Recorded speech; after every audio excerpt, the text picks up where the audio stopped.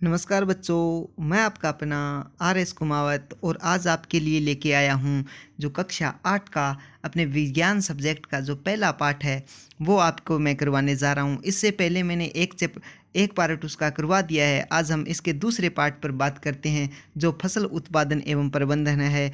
अगर आप हमारे यूट्यूब चैनल पर नए आए हो तो आप हमारे यूट्यूब चैनल को सब्सक्राइब कर लीजिए तथा साथ ही बेल आइकन को ज़रूर दबाएँ ताकि फिर उसके बाद में ऑल ऑप्शन पर दबाएं और क्या है कि उससे जो भी हम वीडियो डालेंगे उसका नोटिफिकेशन आप तक पहुंच जाएगा और आप किसी भी वीडियो से वंचित नहीं रहेंगे। बच्चों चलो मैं आपसे पढ़ाई की बात करता हूं और जो हम अपना टॉपिक है आज का खाद एवं उर्वरक मिलाना, इस पर हम बात करना शुरू करते हैं। ऐसे हम कई टॉपिकों पर बात करेंगे। धीरे धीरे अपना पाठ 1, 2 या 3 पार्टों में अपना पाठ कंप्लीट हो जाएगा। सभी प्रश्नों के उत्तर आपको समझ में आ जाएंगे, आपको याद करने की ज़रूरत नहीं होगी। आप बस एक बार ज़रा से पूरी वीडियो को देखिए और सारा ध्यान से समझिए। चलो मैं आपको करवाना शुरू करता हूँ कि खाद एवं उर्वरक मिलाना। देखिए, वे पदार्थ जो मिट्टी में पोषक स्तर को बनाए रखने के लिए मिलाए जाते हैं उन्हें खाद एवं उर्वरक कहते हैं। यानी कि जो पोषक स्तर को बनाए रखता है उसको क्या कहते हैं? उसको खाद एवं उर्वरक कहते हैं। आगे देखिए कि मिट्टी फसल को खनिज प्रदान करती है, यानी कि जो मिट्टी है वो फसल को क्या प्रदान करती है? खनिज प्रदान करती है। यह पोषक पौधों में वृद्धि के लिए अति आवश्यक है। कुछ क्षेत्रों में किसान खेत में एक के बाद दूसरी फसल उगाता है, खेत कभी भी खाली नहीं छोड़ते। कल्पना कीजिए कि ये पोषक तत्व क्या हैं। देखिए कि पोषक तत्व क्या होते हैं। फसलों के लगातार उगाने से मिट्टी में कुछ पोषक तत्वों की कमी आ जाती है, जिन्हें क्षतिपूर्ति करने के लिए किसान क्या करता है? खेतों में खाद डालते हैं। जब भी अपने कोई फसल बोते हैं तो उसके साथ क्या डालते हैं? खाद डालते हैं। यही प्रक्रम क्या है? खाद देना कहलाता है। अब आगे देखिए, जो ये अपने को खाद ये प्राप्त होती है, ये खाद एक कार्बनिक और या फिर जैविक पदार्थ है। बच्चों, जो अपने को ये खाद होती है या तो ये पौधों या जंतुओं के अवशिष्ट से प्राप्त होती है, ये यानी कि जो जो अवशिष्ट से प्राप्त होती है। किसान पादप एवं जंतुओं के अवशिष्ट को एक गड्ढे में डाल देते हैं और उनके अपघटन के लिए उनको खुला छोड़ देते हैं और फिर सूक्ष्म जीवों द्वारा ये क्या हो जाती है? खाद तैयार हो जाती है और जो कि हम किसान इसको काम में लेता है। हमने वर्मिंग कंपोस्टिंग के बारे में पहले ही पढ़ चुके हैं, अथवा केंचुओं द्वारा जो खाद तैयार की जाती है उसके बारे में हम पहले पढ़ चुके हैं। अब देखिए और एक एग्जाम्पल है अपने सामने यहाँ कि एक मूंग या चने के बीज को लेकर उनको अंकुरित करना है और अपने को 3 गिलास लिए हैं इन्होंने। ए है, माना कि अपने पास 3 गिलास हैं, ए है, बी है और सी है। देखिए बच्चों, जो ए गिलास है ना उसमें थोड़ी सी तो मिट्टी मिलाई है और थोड़ी सी गोबर की खाद मिलाई है। लेकिन जो बी है उसमें क्या है? हमने समान मात्रा में मिट्टी ली है और थोड़ा सा यूरिया भी मिलाया है। और जो सी है उसमें मिट्टी ली है बिना कुछ मिलाए। तो अब देखिए इनमें कितना फ़र्क पड़ गया है। नीचे ये बच्चे जो पौधे लगा रहे हैं, ये देखिए जो अपने ए था, ए में अपने मिट्टी और कुछ गोबर की खाद ली थी। जो बी है उसमें अपने समान मात्रा में मिट्टी और समान मात्रा में यूरिया खाद ली थी। और जो ए था इसमें इसकी मिट्टी में जो सी था इसकी मिट्टी में बच्चों हमने कुछ नहीं मिलाया था। तो देखिए जो सबसे ज़्यादा जिसमें फसल अपने को दिख रही है, जो पौधे दिख रहे हैं, जिन पौधों की अपने को वृद्धि दिख रही है वो बी वाले में दिख रही है और बी से कम ए में दिख रही है और सबसे कम सी में दिख रही है। इसलिए आपको पता चल गया होगा कि खाद का, यूरिया का, उर्वरकों का इन पर फसल पर कितना प्रभाव पड़ता है। अब देखिए आगे, क्या तीनों गिलासों में समान वृद्धि हुई है? नहीं हुई। समान गति से एक समान नहीं है। तीनों की गतियां क्या है? भिन्न भिन्न है। उर्वरक क्या है? रासायनिक पदार्थ हैं जो विशेष पोषकों से समृद्ध होते हैं। ये कैसे बनते हैं? यानी ये उर्वरक फैक्ट्रियों से बनते हैं। उर्वरकों के कुछ उदाहरण हैं जैसे कि यूरिया हो गया, अमोनियम हो गया, सल्फेट हो गया, सुपर फास्फेट हो गया, पोटास हो गया, एनपीके हो गया। एनपीके फुल फॉर्म होती है नाइट्रोजन फास्फेट पोटेशियम। देखिए कि इनके प्रयोग से किसानों के खेत में क्या होता है? गेहूं, धान, मक्का जैसी फसलें अधिक उत्पादित होती है, यानी कि अच्छा उत्पादन किसान वहाँ से प्राप्त कर लेता है। लेकिन क्या है कि इन उर्वरकों के अत्यधिक प्रयोग से क्या है? मिट्टी की जो जो क्षमता होती है उसमें कमी आ जाती है और इनका ज़्यादा प्रयोग करने से जल प्रदूषण का ये स्रोत बन गए हैं। अतः क्या होता है कि मिट्टी की जो उर्वरकता है उसको बनाए रखने के लिए उर्वरकों के स्थान पर जैविक खाद का प्रयोग किया जाना चाहिए। जैविक खाद क्या होती है? जैविक खाद और उर्वरक दोनों में थोड़ा अंतर है जो मैं आपको आगे बताऊंगा। अब एक सारणी दिखाई जाएगी आपको, उनमें दोनों में अंतर आपको आसानी से याद हो जाएंगे। यानी कि जैविक खाद का हमें ज़्यादा से ज़्यादा प्रयोग करना चाहिए या फिर 2 फसलों के बाद में खेत को कुछ समय के लिए बिना बोए यानी कि खाली छोड़ देना चाहिए, जिससे भी क्या है बच्चों, उर्वरकता क्षमता है जो उसकी बनी रहती है।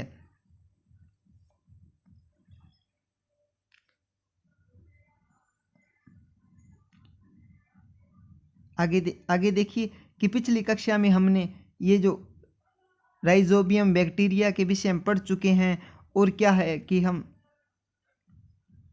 इसके बारे में हम पढ़ चुके हैं। आगे देखिए कि खाद और इनमें फ़र्क देखिए कि इनमें क्या फ़र्क है, कि उर्वरक और खाद में क्या फ़र्क है। उर्वरक होती है उर्वरक एक मानव निर्मित लवण है, जबकि ये मानव द्वारा बनाई जाती है, जबकि खाद एक प्राकृतिक पदार्थ है यानी प्राकृतिक पदार्थ है जो गोबर एवं पौधों के अवशेष से विघटित प्राप्त होता है। विघटन से अपने को क्या होता है कि वो प्राप्त होता है। दूसरा देखिए बच्चों, जो उर्वरक है उसका उत्पादन फैक्ट्रियों में होता है, जबकि खाद खेतों में बनाई जा सकती है। तीसरा देखिए, उर्वरक में मिट्टी को ह्यूमस प्राप्त नहीं होता, यानी कि ह्यूमस क्या होता है कि जो अपने फसल बोने के लिए जो ज़मीन होती है ना, उस पर जो ऊपर कुछ मात्रा में, मतलब कि आपको मैं कितने 3-4 इंच तक उसमें क्या है ह्यूमस होते हैं, जिसके कारण क्या है फसल वृद्धि में वो बहुत अधिक सहायक होता है। आगे देखिए, खाद से मिट्टी में ह्यूमस है जो प्रचुर मात्रा में अपने को प्राप्त होता है। अब उर्वरक अपना टॉपिक नंबर देखिए, इसमें अंतर नंबर 4 देखिए कि उर्वरक में पादप पोषक जैसे ही नाइट्रोजन, फास्फोरस और पोटेशियम प्रचुर मात्रा में होते हैं, खाद में पादप पोषक की तुलना में थोड़े कम होते हैं। अब देखिए, अब आपको बच्चों इतना सब पता चल गया होगा कि दोनों में क्या इम्पोर्टेंट है, खाद इम्पोर्टेंट है। दोनों में खाद ही क्या है, खाद के बहुत सारे अपने को लाभ भी हैं।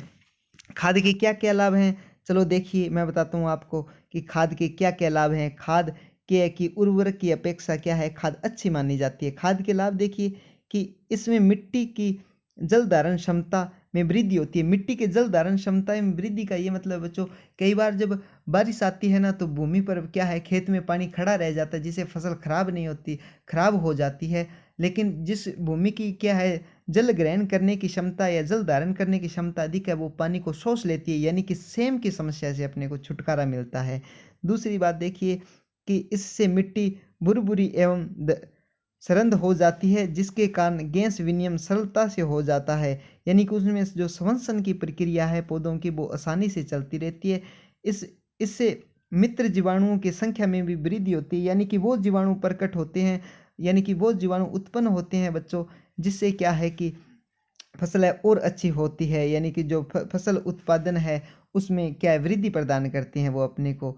और इस जैविक खाद से मिट्टी का गठन सुधर जाता है।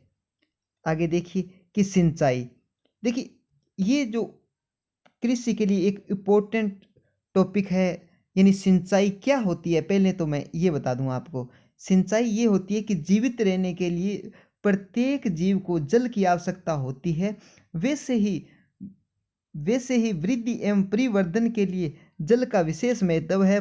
पौधे हैं जो जड़ों से अपना क्या है जल अवशोषण करते हैं, यानी जैसे अपने को भी देख लो कि जल की कितनी आवश्यकता होती है, जल के बिना हम जी नहीं सकते, वैसे ही जो पौधे हैं ना वो भी बच्चों जल के बिना नहीं जी सकते। वो जल कहाँ से प्राप्त करते हैं, वो अपनी जड़ों से प्राप्त करते हैं, जल अवशोषण करते हैं। पौधों में लगभग ना 90% तक जल होता है। जल आवश्यक है क्योंकि बीजों की अंकुरण शुष्क स्थिति में नहीं होती, और जो अपने बीज लगाते हैं ना वो कभी सूखी जगह में नहीं लगता, बल्कि उसको गिल्ली जगह में लगाना पड़ता है ना, इतना तो आप जानते ही हो। तो क्या है कि जल से घुले हुए जो जल में अपने भूमि में जल डालेंगे, और उस जल में क्या है कि जो अपने खाद डाली है या जो पोषक तत्व डाले हैं ना, वो जल में घुलकर और जल में मिलकर क्या है उस पौधे तक स्थानांतरण होते हैं, यानी पौधे के हर एक भाग तक वो पहुंच जाते हैं। यह फसल पाले एवं गर्मी में हवा से रक्षा करते हैं और क्या है कि भूमि में नमी बनाए रखते हैं, यानी कि उसको गिल्ली बनाए रखते हैं। अब देखिए सिंचाई किसे कहते हैं कि एक निश्चित अंतराल पर, यानी किसी निश्चित टाइम के बाद निश्चित अंतराल पर खेतों में जल देना सिंचाई कहलाता है। यानी कि निश्चित अंतराल के बाद, यानी कुछ समय के एक निश्चित समय के बाद खेतों में पानी देना क्या कहलाता है, जल देना क्या कहलाता है, सिंचाई कहलाता है। सिंचाई का समय एवं बारबारता फसलों एवं मिट्टियों की विभिन्न ऋतुओं में भिन्न भिन्न होता है। यानी कि फसल के हिसाब से उनको, जैसे धान की फसल उगाई जाए, चावल उगाया जाए, तो उसमें तो पानी देना ही देना पड़ता है, यानी उसमें पानी खड़ा रहना चाहिए, स्थिर रहना चाहिए, पानी होना ही होना चाहिए। जैसे कि अपने सरसों है, जो है, इनमें कम पानी देना पड़ता है। कुछ ऐसी फसलें भी होती है, यानी कि फसल के हिसाब से, और जैसे वर्षा ऋतु में है तो पानी कम देना पड़ेगा। ऐसा कि मतलब ऋतुओं के हिसाब से भी इसमें क्या है कि पानी की जो है वो अंतराल कम ज़्यादा होता रहता है। और वैसे गर्मियों में पानी का क्या है कि उत्सर्जन ज़्यादा होता है, यानी कि पानी सूर्य सोखता ज़्यादा है। आगे देखिए, ये कुछ चित्र बनाए गए हैं यहाँ पर। देखिए जो ये प्रयोग बताए हैं कि एक है मोटा, ये देखिए कि किस प्रकार है। ये जो इसने व्यक्ति ने पकड़ रखा है चित्र में, जो बर्तन है पानी निकालने का, वो पहले कुएं के अंदर जाएगा, फिर उससे निकालेगा, फिर यहीं इसको उड़ेल देगा, फिर इसकी जो है खाड़ा बोलते हैं जिसको, वो क्या है खेतों में जाएगा और पानी फसल को दिया जाएगा। दूसरा देखिए कि इसका नाम है चेन पंप, और ये इसको बेल के द्वारा घुमाया जाता था, और फिर जो इस पर ऐसे बाल्टियाँ सी जो लगी हुई हैं वो अपने पानी उड़ेलती जाएंगी, और वो एक विशेष पद्धति से वो क्या फसल तक पहुंच जाएगी। लेकिन हम अब इससे विस्तार में एक एक पर चर्चा करेंगे कि कृषि के पारंपरिक तरीके, यानी कि जो पुराने टाइम से चले आ रहे हैं वो तरीके कौन कौन से हैं। वो तरीके कौन कौन से हैं, वो है कुओं, झीलों, नहरों में उपलब्ध जल को निकाल कर खेतों तक पहुंचाने के लिए विभिन्न तरीके हैं। यानी कि जो अपने पास जल है उसको निकाल कर खेतों तक पहुंचाने के लिए विशेष तरीके हैं। जैसे मवेशी अथवा मजदूर इन विधियों का इस्तेमाल करते हैं, अतः ये सस्ते हैं। ये जो पारंपरिक तरीके हैं वो सस्ते तो हैं लेकिन दक्ष कम हैं। इनसे क्या है कि इनमें ज़्यादा कृषि नहीं की जा सकती, इनसे बहुत ज़्यादा समय लगता है, कार्य कम होता है, मेहनत ज़्यादा है, लेकिन सस्ते हैं। अब देखिए पहला है जो गिरनी वाला है, यानी मोट है। दूसरा है चेन पंप है, फिर डेंकली है, रहट है, और इस तरीके के ये अपने पास क्या है, ये ढेंकली होती है। यानी देखिए किस तरीके से पहले दिमाग लगाते थे, यानी एक ये पेड़ का निशान है, फिर ये एक लकड़ का हिस्सा है जिस पर इधर पत्थर बांधा हुआ है, और इसको उठाएंगे और ये बाल्टी अंदर चली जाएगी, फिर इसके पत्थर से वो ऊपर आ जाएगी, और इधर क्या है ये बाल्टी उतार लेता है और पानी इधर उड़ेल देता है। इस तरीके से ये कृषि कर रहे हैं। अब देखिए जल को ऊपर खींचने के लिए सामान्यतः पंप का प्रयोग किया जाता है। पंप चलाने के लिए डीजल, बायोगैस, विद्युत, सौर ऊर्जा आदि की अपने को आवश्यकता होती है। लेकिन जो आधुनिक अपने पास कृषियाँ है वो क्या है, अपने पास छिड़काव तंत्र है या कुछ इस तरीके की नई नई विधियों का प्रयोग करते जा रहे हैं। ये देखिए ये फव्वारा सिस्टम है, तो जो है ये सिंचाई की आधुनिक विधियां हैं। इस पर हम बच्चों अगली नेक्स्ट वीडियो में बात करेंगे। आज के लिए इतना ही। बच्चों हमारी वीडियो आपको अच्छी लगी है तो आप प्लीज़ इसको लाइक ज़रूर कर दीजिएगा, तथा साथ ही कोई चीज़ आपको नहीं समझ में आ रही है या कुछ आपको प्रश्न पूछना है तो आप मुझे कमेंट बॉक्स में लिखिए, मैं आपको उसका उत्तर ज़रूर दूंगा। और आप हमारे यूट्यूब चैनल को प्लीज़ सब्सक्राइब ज़रूर कर लीजिए, तथा साथ ही आप अपने अन्य मित्रों को इसे शेयर भी ज़रूर करिएगा। जय हिंद, जय भारत।